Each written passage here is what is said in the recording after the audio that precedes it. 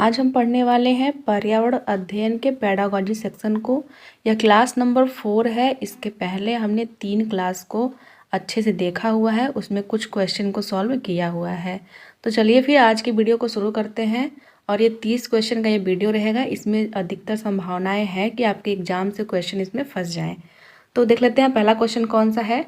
पर्यावरण अध्ययन की एक शिक्षिका निम्नलिखित कारणों से अपने कक्षा का प्रारंभ कुछ मुख्य प्रश्न पूछते हुए करती है। सबसे कम प्राथमिकता वाला कारण कौन सा है, उसे चुनिए। देखिए यहाँ पूछा है कम प्राथमिकता, मतलब एक शिक्षिका है वो कुछ क्वेश्चन पूछ रही है बच्चों से, उसमें सबसे कम जो प्राथमिक क्वेश्चन है वो कौन सा है। ऑप्शन देख लेते हैं। शिक्षार्थी का चिंतन उद्दीपन किया जा सकता है। दूसरा है प्रश्न शिक्षार्थियों में उत्सुकता जगाते हैं। तीसरा है प्रश्न प्रकरण को संदर्भ परक बनाने में मदद करते हैं। चौथा है शिक्षार्थियों का चिंतन सीमित किया जा सकता है। तो देखिए जो हमारा ऑप्शन नंबर डी है वो सही है, क्योंकि जो शिक्षार्थी हैं उनके चिंतन को सीमित नहीं करना है, उनके चिंतन को बढ़ाना है। हमें ऐसा क्वेश्चन पूछना है जिससे उनका चिंतन जो क्षमता है उसका विकास हो सके। तो ऑप्शन नंबर डी आपका सही है। नेक्स्ट देख लेते हैं 2 क्या कह रहा है। किसी क्रियाकलाप के लिए समूह बनाते हुए सामाजिक अध्ययन के शिक्षक को चाहिए कि वह, ऑप्शन है सुनिश्चित करें कि लड़के लड़कियों को समूह अलग अलग हो, अंकों के अनुसार समूह बनाए, केवल 2 समूह बनाए और प्रत्येक में बहुत से विद्यार्थी हो, सभी सहभागियों की सहभागिता और सहयोग सुनिश्चित करें। देखिए सामाजिक विज्ञान का अगर आप टीचर हो, सामाजिक विज्ञान का आपको अध्ययन कराना है, तो उसमें आप यह सुनिश्चित करो कि अधिक से अधिक सहभागिता हो। तो ऑप्शन नंबर डी आपका सही है। लड़के और लड़कियों का समूह अलग अलग नहीं बनाना है हमें, अंकों के आधार पे भी समूह नहीं बनाना है, और ऐसा भी समूह नहीं बनाना है जिसमें केवल 2 समूह हो, ये भी नहीं करना है। तो ऑप्शन नंबर डी आपका बिल्कुल सही है। नेक्स्ट देख लेते हैं। प्राथमिक स्तर पर पर्यावरण अध्ययन की पाठ्यपुस्तक में निम्नलिखित में से कौन सी विशेषता नहीं होनी चाहिए।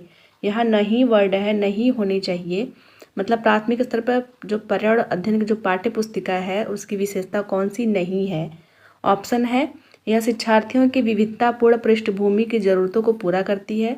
दूसरा है यह वास्तविक कहानियों और घटनाओं को शामिल करती है। तीसरा है यह परिभाषा और अमूर्त अवधारणाओं की व्याख्या करने पर ध्यान केंद्रित करती है। चौथा है यह प्राकृतिक और समाज सांस्कृतिक परिवेश को एकीकृत तरीके से प्रस्तुत करती है। तो देखिए जो ऑप्शन नंबर 3 है कि यह परिभाषा और अमूर्त अवधारणाओं की व्याख्या करने पर ध्यान देती है, ये आपका ऑप्शन नहीं है, ऑप्शन आपका गलत है। लेकिन यह क्वेश्चन पूछा है कौन सा नहीं होना चाहिए, इसलिए ऑप्शन नंबर 3 आपका बिल्कुल सही है। पेडागॉजी क्वेश्चन में हमें कभी भी परिभाषा पे ध्यान नहीं देना है, और अमूर्त अवधारणा मतलब वो अवधारणा जो दिख ही नहीं रही है उसके बारे में व्याख्या हो रही है, तो बच्चों को समझ में नहीं आएगा, इसलिए ऑप्शन नंबर 3 आपका सही है। नेक्स्ट देख लेते हैं क्वेश्चन नंबर 4 क्या कह रहा है। पर्यावरण अध्ययन के संदर्भ में राष्ट्रीय पाठ्यचर्या की रूपरेखा NCF 2005 निम्नलिखित में से किसे प्रस्तावित नहीं करती। यहाँ क्वेश्चन है नहीं करती। देखिए ये क्वेश्चन काफ़ी इंपॉर्टेंट है, जितने भी क्वेश्चन NCF से पूछे जाते हैं वो इम्पॉर्टेंट होते हैं, और आप देख रहे हैं कि ये सीटेट सितंबर 2015 में पूछ चुका है। तो ऑप्शन देख लेते हैं। बच्चों के अनुभव और संदर्भों को जोड़ना, हस्तपरक क्रियाकलाप। तीसरा है तकनीकी शब्दावलियों से परिचित कराना। चौथा है विषयानुसार उपागम। हमें कभी भी तकनीकी शब्दावलियों से परिचित नहीं कराना है बच्चे को, तो ऑप्शन नंबर सी आपका बिल्कुल सही हो गया है। नेक्स्ट देख लेते हैं। प्राथमिक स्तर पर पर्यावरण अध्ययन पढ़ाने के लिए निम्नलिखित में से कौन सा पहलू सबसे महत्वपूर्ण होना चाहिए। यहाँ सबसे महत्वपूर्ण पहलू पूछा है प्राथमिक स्तर के लिए, तो ऑप्शन देख लेते हैं हम लोग। सीखने वाले को प्राकृतिक और सामाजिक सांस्कृतिक पर्यावरण से जोड़ना, ये भी आपका ठीक है। क्रियाकलाप संचालित करना और कौशलों का विकास करना, ये भी ठीक है। तीसरा है आकलन में सफलता प्राप्त करना। चौथा है विज्ञान की आधारभूत संकल्पना अवधारणाओं को समझाना।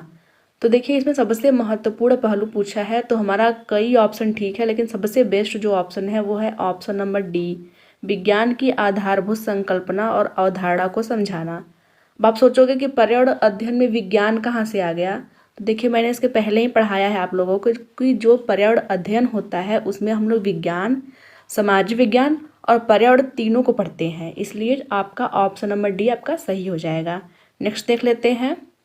क्वेश्चन नंबर 6 है, प्राथमिक कक्षाओं में पर्यावरण अध्ययन के लिए निम्नलिखित में से सभी सामान्य उपगमों का अनुपालन किया जाना है केवल इसे छोड़कर। मतलब इन चारों में से केवल एक को छोड़कर बाकी सबका पालन हमें करना है।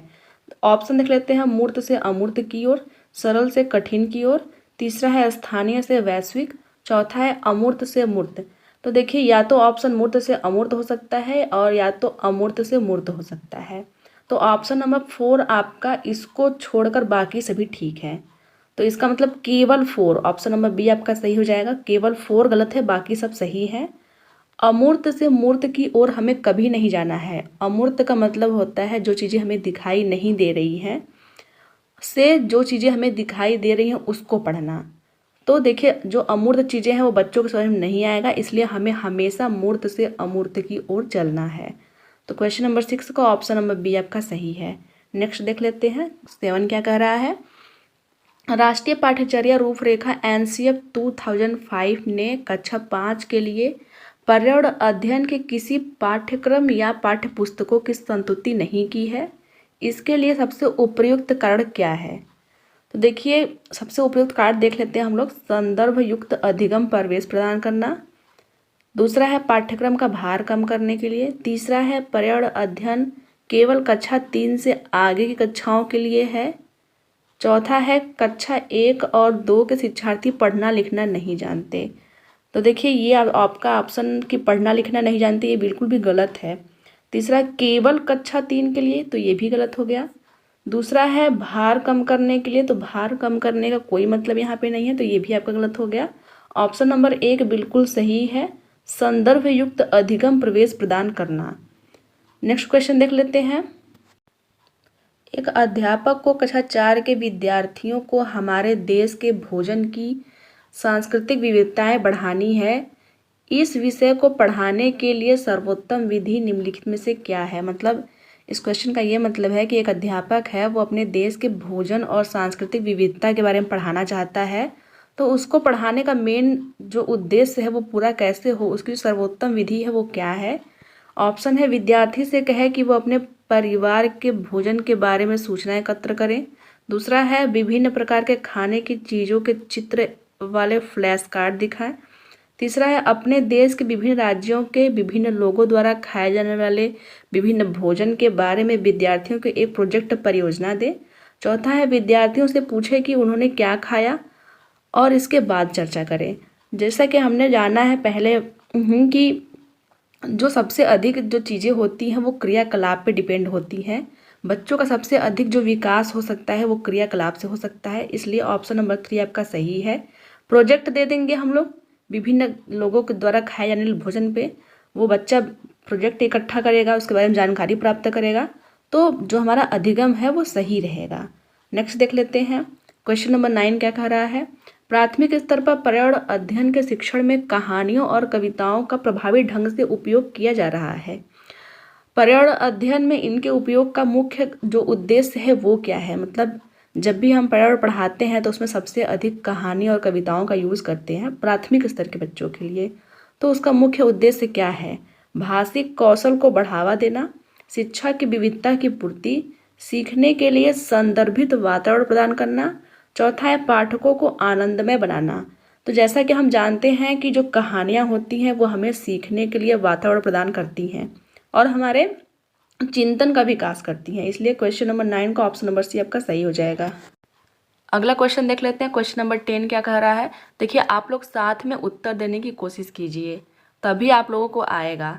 तो देख लेते हैं अगला क्वेश्चन क्या है। आपके प्रधानाचार्य ने आपको कहा कि कक्षा 5 के विद्यार्थियों को शैक्षिक अवलोकन यात्रा के लिए ले जाएं।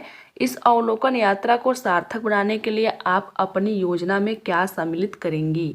बच्चों को क्या करना है, बच्चों को टूर पे लेके जाना है, तो आप अपनी योजना बनाएंगी, उसमें आप क्या क्या सम्मिलित करेंगी।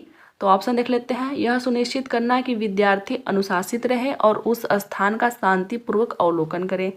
दूसरा है क्रियाकलाप की एक स्तरीकृत शीट उस स्थान के बारे में तैयार करना और प्रमाणिक तथा सार्थक अध्ययन के लिए उसे विद्यार्थियों के साथ यात्रा से पूर्व साझा करना। तीसरा है जहाँ जाना हो उसके बारे में जानकारी प्राप्त करने और पढ़ने के लिए विद्यार्थियों को कहना। चौथा है आनंद के लिए पर्याप्त भोजन और खेलों को साथ ले जाना। देखिए, सब जो मेन उद्देश्य होता है शैक्षिक अवलोकन का, मतलब जो टूर का, उसका मेन उद्देश्य होता है कि बच्चों के ज्ञान में वृद्धि किया जाए और बच्चे को जो स्कूल में पढ़ाया गया है उसको बाहरी वातावरण से जोड़ा जाए। तो उसके लिए क्या करेंगे कि आप बच्चों में अधिगम क्षमता को बढ़ाने के लिए उनको क्रियाकलाप देंगे।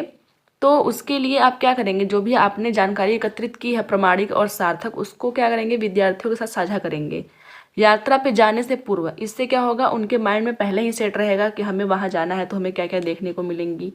तो ये सारी चीज़ें होंगी। तो ऑप्शन नंबर बी आपका बिल्कुल सही है। नेक्स्ट देख लेते हैं क्वेश्चन नंबर 11। आंचल अपनी कक्षा 5 में पर्यावरण अध्ययन की कक्षा में अक्सर गहन जांच पड़ताल वाले और कल्पना परक प्रश्न पूछती है। उसके द्वारा इस प्रश्न का करने का उद्देश्य डैश में सुधार करना है। देखिए, वो गहन जांच पड़ताल वाले प्रश्न पूछ रही है और कल्पना परक प्रश्न पूछ रही है। तो इसका मतलब ये है कि उसके चिंतन कौशल में सुधार हो रहा है। तो ऑप्शन नंबर ए ही आपका बिल्कुल सही है। चिंतन कौशल की अगर सुधार की बात करें, देखिए, जब हम कभी किसी चीज़ को सोचते हैं, किसी चीज़ के बारे में कल्पना करते हैं, तो उससे हमेशा हमारा चिंतन कौशल का विकास होता है। कभी भी हम लोग अवलोकन कौशल या फिर संवेगात्मक कौशल पर टिक नहीं करेंगे। सोचने से हमेशा चिंतन कौशल का ही विकास होता है। तो ऑप्शन नंबर ए बिल्कुल सही है। नेक्स्ट देख लेते हैं। कक्षा 3 की शिक्षार्थियों को हमारे दोस्त पक्षी, ये चैप्टर का नाम है हमारे दोस्त पक्षी, प्रकरण पढ़ाते समय नलिनी नीचे दी गई पद्धतियों का प्रयोग करती है। ऑप्शन है पक्षियों पर आधारित वृत्तचित्र दिखाती है। दूसरा है पक्षियों की तस्वीर वाले चार्ट का प्रयोग करती है और उसका संक्षेप में वर्णन भी करती है। तीसरा है शिक्षार्थियों को नज़दीक के पार्क में जाती है और पक्षियों को ध्यान से देखने के लिए कहती है। इतना कि वो क्रियाकलाप कराती है। उसके बाद क्या है कि नलिनी के किस प्रयोजन के लिए सीखने के विभिन्न उपागमों का प्रयोग कर रही है। जो नलिनी जो शिक्षक है वो सीखने के लिए किस उपागम का प्रयोग कर रही है। तो ऑप्शन देख लेते हैं। दूसरे शिक्षकों और अभिभावकों को प्रभावित करना, ये तो आपका हो ही नहीं सकता है। दूसरा है शिक्षार्थियों में तर्क शक्ति का विकास करना, ये हो सकता है। तीसरा है अपनी पाठ्य योजना का पालन करना, ये भी नहीं होगा। चौथा है बहुबुद्धि वाले शिक्षार्थियों की विभिन्न आवश्यकताओं को पूरा करना। तो देखिए, ये सबसे बेस्ट ऑप्शन आपका ऑप्शन नंबर डी है। वो अत्यधिक चीज़ों का प्रयोग कर रही है। वो क्या करे, चित्र भी दिखा रही है, तस्वीर भी दिखा रही है, पक्षियों का अवलोकन भी करवा रही है। तो क्या करे, जो बहुबुद्धि वाले शिक्षार्थी उसके हैं क्लास के, उसके आवश्यकताओं को वो पूरा कर रही है। तो क्वेश्चन नंबर 12 का ऑप्शन नंबर डी आपका सही है। नेक्स्ट देख लेते हैं। खेल जो हम खेलते हैं, ये चैप्टर का नाम है प्रकरण के शिक्षण में शिक्षार्थियों की अधिगम भागीदारिता के लिए निम्न में से कौन सी शिक्षण युक्ति अधिक प्रभावी है। देखिए, जो खेल हम खेलते हैं, अगर चैप्टर पढ़ाना है तो सबसे अच्छा यही होता है कि हम बच्चों को फील्ड में लेके जाएं और उनसे विभिन्न खेलों को खिलवाया जाए, तभी उनका विकास होगा। तो ऑप्शन देख लेते हैं। शिक्षार्थियों को भीतर तथा बाहर खेले जाने वाले विभिन्न खेलों के नाम याद करवाने के लिए कहना। नाम याद हमें नहीं करवाना है, तो आपका ऑप्शन ये गलत हो गया। दूसरा है शिक्षार्थियों को टेलीविज़न पर खेल संबंधित कार्यक्रमों को देखने और उस पर आधारित सामान्य परियोजना कार्य बनाने के लिए कहना। ये भी आपका गलत है। वो देख के क्या सीखेंगे, उनको सबसे अच्छा है कि प्रत्यक्ष खेल ही दिखाया जाए। तीसरा है शिक्षार्थियों को खेल के मैदान में ले जाना और उन्हें अलग अलग दिनों में अलग अलग खेल खिलाना, ये ठीक लग रहा है। चौथा है विभिन्न खेलों के लिए खेल कार्ड बनाना और उन्हें शिक्षार्थियों को दिखाना, ये भी आपका गलत है। तो ऑप्शन नंबर सी आपका बेस्ट ऑप्शन है। नेक्स्ट क्वेश्चन देख लेते हैं। जीव जंतुओं पर आधारित पाठ को पढ़ाने के बाद शीतल कक्षा 4 के शिक्षार्थियों के लिए चिड़ियाघर के भ्रमण का आयोजन करती है। यह डैश में शिक्षार्थियों की मदद करेगी। देखिए, शीतल एक शिक्षक है, वो शिक्षिका है। वो क्या कर रही है कि बच्चों को जीव जंतु पाठ पढ़ाती है।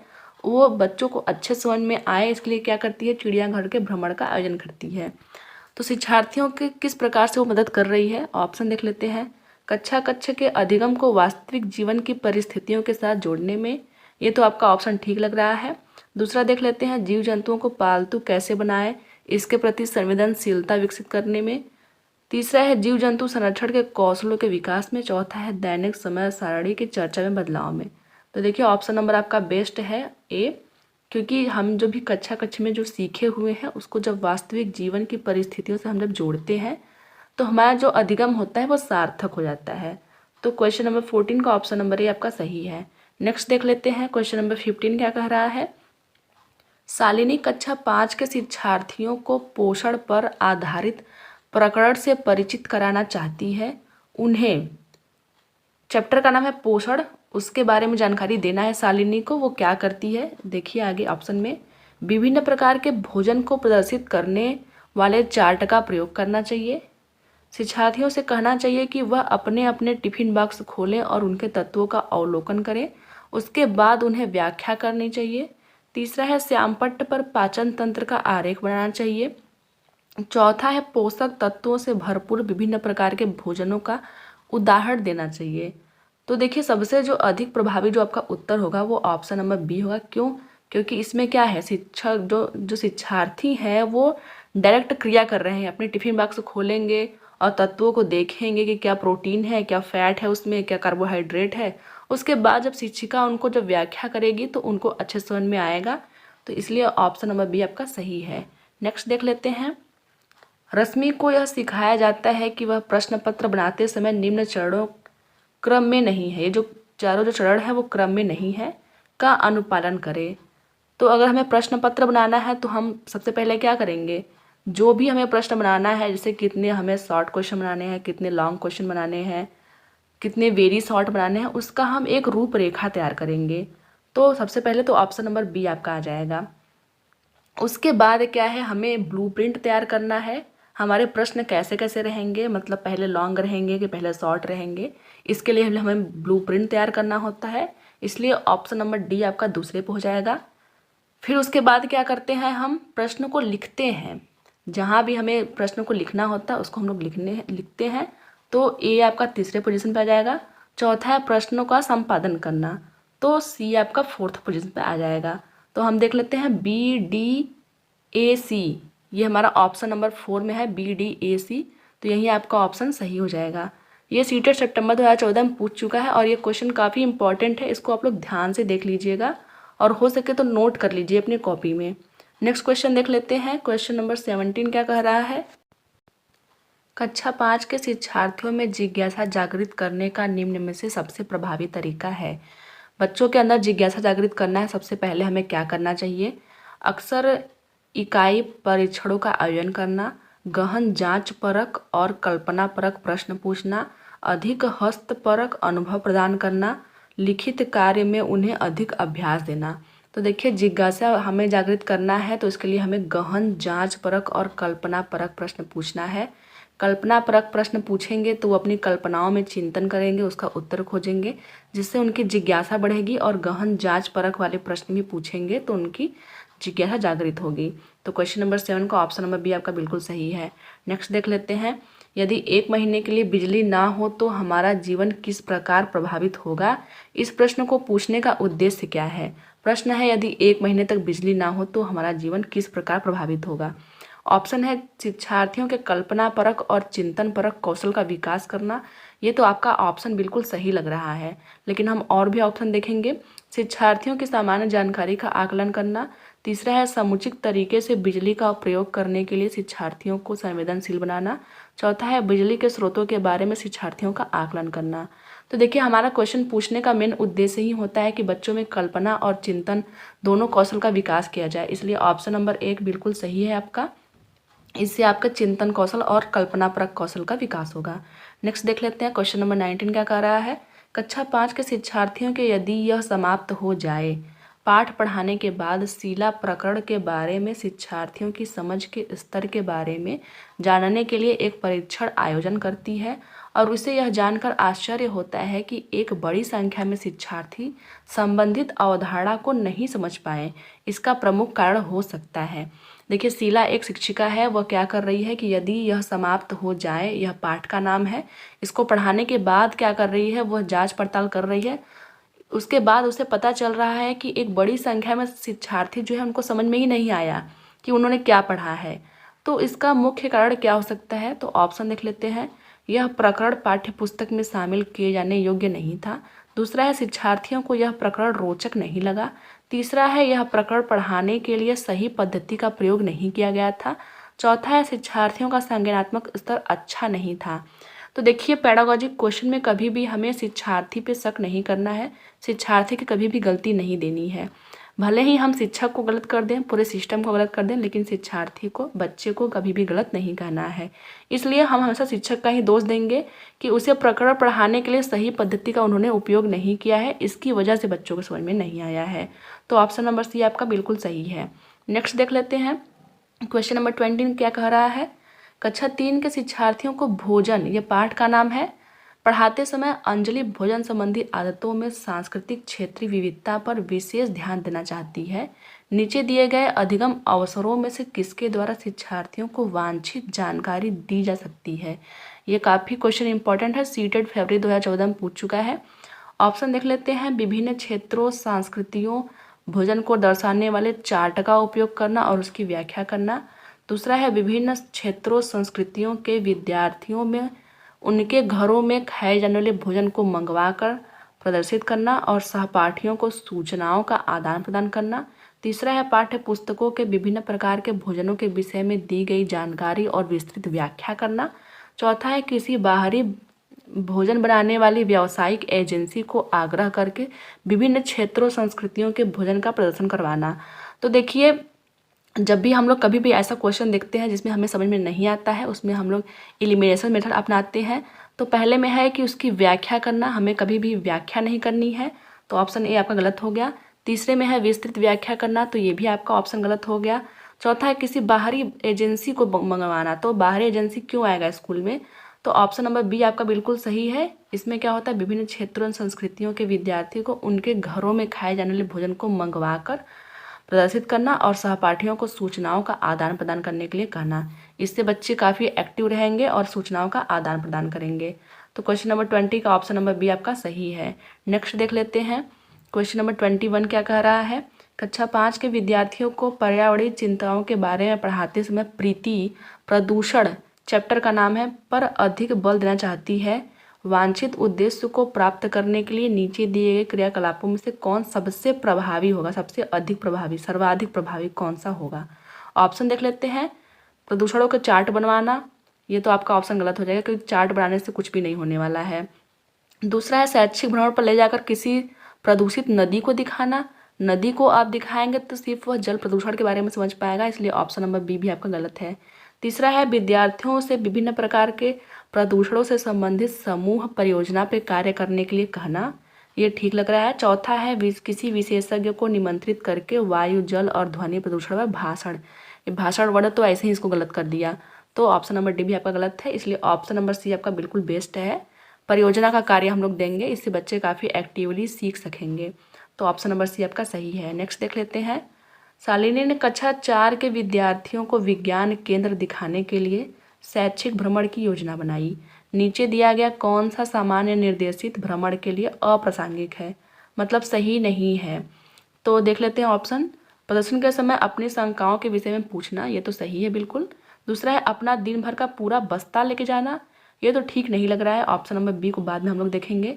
तीसरा है मुझे बिना सूचित किए कहीं नहीं जाना, ये भी आपका ठीक है क्योंकि बच्चे छोटे हैं तो बिना सूचित किए हुए कहीं चले जाएंगे तो इससे प्रॉब्लम हो जाएगी। चौथा है अपने साथ पेन और नोटपैड ले जाना, ये भी सही है, तो ये आपका ऑप्शन नंबर बी बिल्कुल गलत हो जाएगा और क्वेश्चन के हिसाब से ये बिल्कुल सही है क्योंकि यहाँ पूछा अप्रासंगिक है, तो पूरा बस्ता लेके नहीं जाना है वहाँ पे, जब भी हम लोग टूर जाएंगे तो पूरा बस्ता लेके नहीं जाना है। तो नेक्स्ट क्वेश्चन देख लेते हैं। प्राथमिक स्तर की अच्छी ईवीएस पाठ्यचर्या में होना चाहिए। ऑप्शन देख लेते हैं। पाठ के अंत में अधिक अभ्यास प्रश्न सम्मिलित करना। दूसरा है अपने आसपास को खोजने के अवसर प्रदान करना। तीसरा है संकल्पनाओं की विस्तृत व्याख्या पर अधिक एकाग्रता। चौथा है पदों पर यथार्थ परिभाषा पर बल देना, तो परिभाषा पे हमें कभी बल नहीं देना है, ऑप्शन नंबर 4 गलत आपका हो गया। विस्तृत व्याख्या भी नहीं करना है, तो ऑप्शन नंबर आपका सी भी गलत हो गया। अधिक से अधिक अभ्यास प्रश्न भी नहीं करना है, यह भी निगेटिव होता है, तो ये भी आपका गलत हो गया।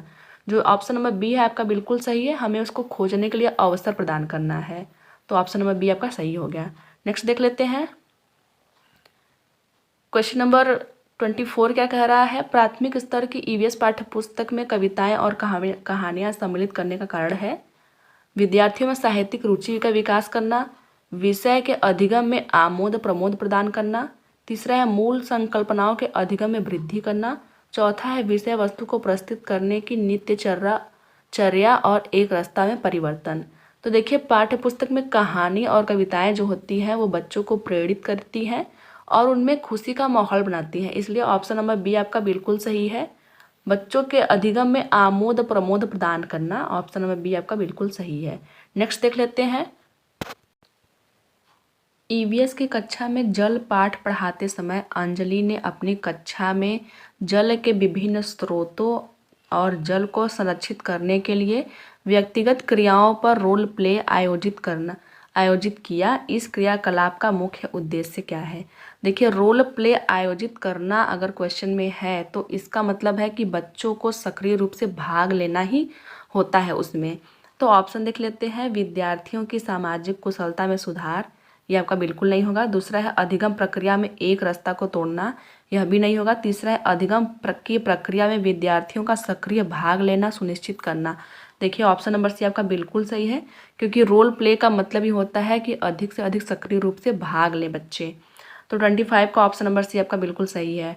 नेक्स्ट देख लेते हैं 26। ईवीएस कक्षा में सामाजिक असमानताओं पर अधिक बल देने के लिए निम्नलिखित में से कौन सा अधिक प्रभावी अनुभव होगा? ऑप्शन है संबंधित मामलों समस्याओं पर वीडियो फिल्म दिखाना। दूसरा है संबंधित मामलों समस्याओं पर विशिष्ट भाषण का आयोजन करवाना। तीसरा है संबंधित मामलों पर क्विज प्रतियोगिता प्रश्नोत्तरी प्रतियोगिता का संचालन। चौथा है विद्यार्थियों से समूह परियोजना का भार अपने ऊपर लेने के लिए कहना।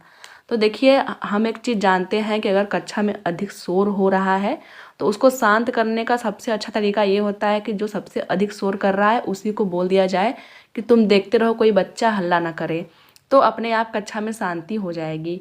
तो इससे ही हम लोग करते हैं क्वेश्चन नंबर 26 को कि विद्यार्थियों से समूह परियोजना का भार अपने ऊपर लेने के लिए कहना। उनके ऊपर परियोजना का भार रहेगा तो वो अच्छी रूप से उसको अच्छे तरीके से करेंगे भी और प्रभावी अनुभव भी प्राप्त करेंगे। इसमें सबसे अधिक प्रभावी अनुभव उनको कब होगा? जब वो खुद ही परियोजना का भार अपने ऊपर लें तब। तो ऑप्शन नंबर डी आपका बिल्कुल सही है। नेक्स्ट देख लेते हैं 27।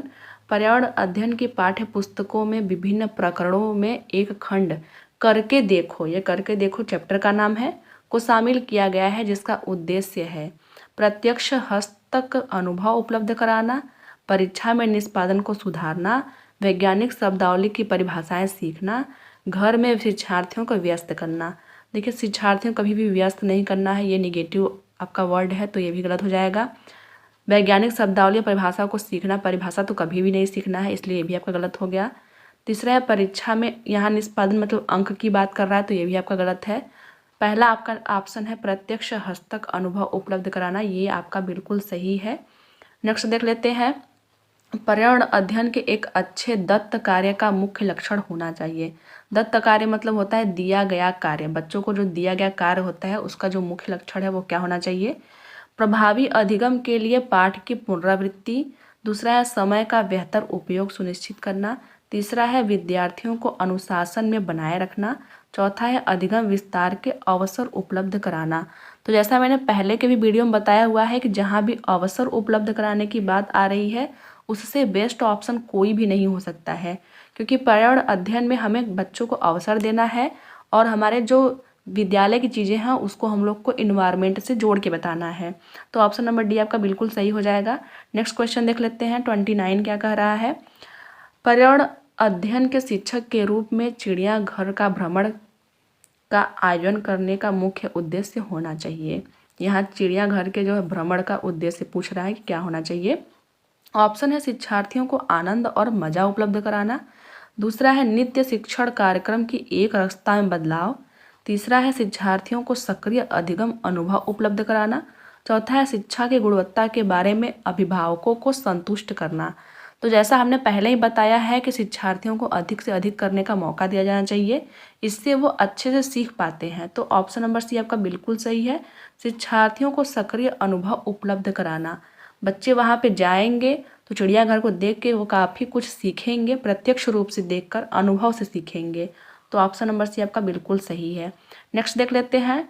लास्ट क्वेश्चन क्या कह रहा है हमारा। कविता पर्यावरण अध्ययन की कक्षा में गरीबी निरक्षरता और सामाजिक मुद्दों पर बल देना चाहती है। निम्नलिखित में से कौन सा अधिगम अनुभव इस उद्देश्य की प्राप्ति में अधिक प्रभावी होगा।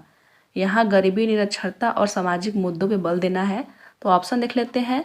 सामाजिक मुद्दों पर विशेष व्याख्यान का आयोजन करवाना, यहाँ देखिए जो व्याख्यान वर्ड है वहीं पहले गलत कर दिया ऑप्शन को, तो ये गलत है। दूसरा है शिक्षार्थियों को संबंधित सामाजिक मुद्दों पर चार्ट तैयार करने के लिए कहना, तो चार्ट तैयार करने से उनके अंदर जागरूकता आ जाएगी, ये कोई लॉजिक नहीं है, इसलिए ऑप्शन नंबर 2 भी आपका गलत हो गया। तीसरा है शिक्षार्थियों को संबंधित जानकारी एकत्र करने और उसका विश्लेषण के लिए कहना, ये थोड़ा ठीक लग रहा है। चौथा है शिक्षार्थियों को संबंधित मुद्दों पर स्लोगन दिखाने के लिए कहना। स्लोगन दिखाना, चार्ट बनाना, ये कोई इम्पोर्टेंट काम नहीं होता है, तो ये भी आपका ऑप्शन गलत हो गया। ऑप्शन नंबर सी आपका इस हिसाब से काफ़ी सही है कि उनको विश्लेषण करने के लिए और जानकारी एकत्र करने के लिए कहना, तो ऑप्शन नंबर सी आपका बिल्कुल सही है। तो आई होप कि आप लोगों को वीडियो काफ़ी पसंद आया होगा। नेक्स्ट ऐसे ही किसी वीडियो में हम फिर मिलेंगे, तब तक के लिए धन्यवाद।